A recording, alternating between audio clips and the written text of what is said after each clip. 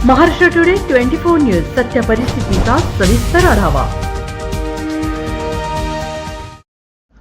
पारखंदळे फाट्यावरील विजेचे खांब अनधिकृत जागेत। पारखंदळे फाट्यावर उभा केलेले विजेचे खांब हे संबंधित ठेकेदाराने आपल्या सोयीने उभे केले असून याकडे वीज मंडळाचे व सार्वजनिक बांधकाम विभागाचे दुर्लक्ष होत आहे।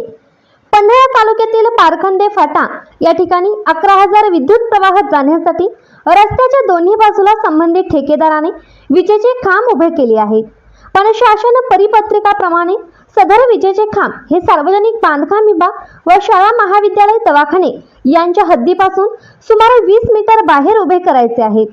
पण ठेकेदाराने मात्र या नियम धाब्यावर बसून आपल्या सोयीने प्राथमिक शाळा पारखंदळेच्या कंपाऊंड शेजारी व दुसरा खांब सार्वजनिक बांधकाम विभागाच्या हद्दीत ऐन चौकात रस्त्या शेजारी उभा केला आहे।